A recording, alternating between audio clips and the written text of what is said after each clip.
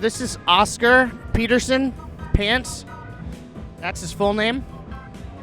And yeah, he's a pug, and he just turned 7 years old. He had a big birthday party. Yeah, he's a good boy. One day I was living above Church Street, and my high school friend Brandon, we've been friends since we were 15.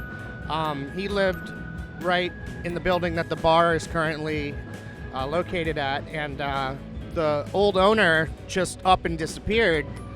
And after 2 months since his family owns the building, we went in there, and the lawyer said, well, this bar is now a part of the building because we can't find him. He hasn't paid.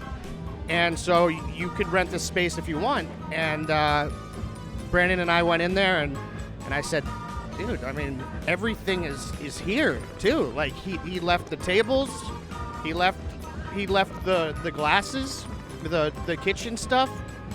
And I'm just like, Orlando's, because when we wrote the song a year or two earlier, you know, it was a fictional song about our characters. And so I was like, let's make fiction into nonfiction and actually make Orlando's a real bar.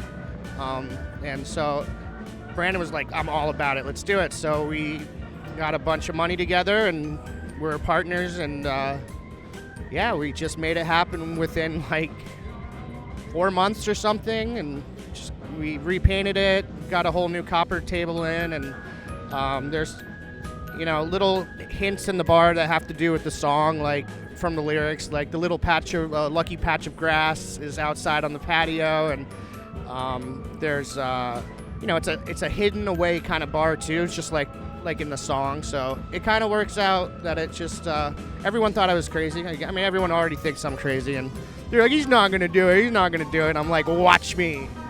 So yeah, and I did it, and it's doing very well actually. So yeah. My favorite was Rodney Mullen. Definitely Rodney Mullen when I started, because he is a genius, and there's nobody else who's ever skated like him. He invented pretty much all of them. He invented the kick flip, tray flip, probably the ollie too, for all I know. I mean, he was the. I mean, Hawk and Rodney were the beginning of what skateboarding became, and Hawk chose to take the vert, and Rodney was the street skater. But Rodney was also like, he would study like physics on his free time, and like how the board, like, I mean, he could land on it primo, flip it 3 times, land on it primo, like reverse, like nobody else was doing that. But so I used to try to do a lot of those tricks, and then PJ Ladd ended up coming around, and then he has the style though, like his revert stuff at the last moment. I love his style.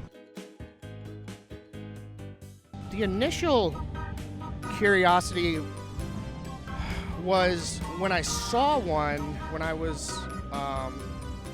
about 11 years old, and it was above my house. It was just, you know, it was a little bit bigger than this lamp. It looked like, you know, it wasn't like that high up. It was really high up, but it was like, it looked about like, it was small, but it was just sitting above the house, completely silent, and it was metal, and it was just kind of doing this. And I ran in to talk to my brother Brendan, and I was like, Brendan, come out and look at this. And we went out and just shot off.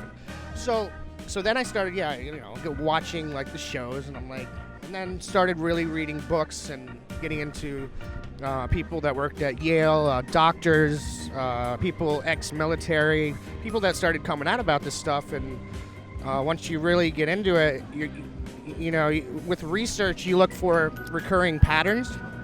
You know, I could make up a story that a blue monster comes and visits me at night, every night at 3 o'clock, but how many cases come up that happens to people?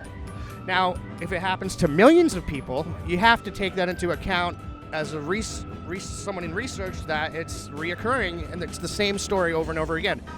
About abductions, about seeing things in the sky that you can't explain, you know.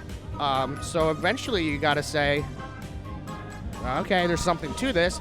Not to say that they're extraterrestrial. They could be interdimensional. I don't think anyone really quite has the answer. And anyone who really does say they have the answer is bullshit, because I don't even think the military has the answers.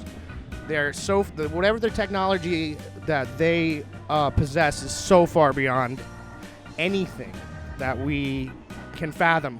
I don't even think our minds can fathom. Like, we have our ideas of what the laws of physics are, but they don't seem to abide by the laws of physics of how they move. No acceleration. They can literally disappear. Like, whatever they are is highly, highly advanced. So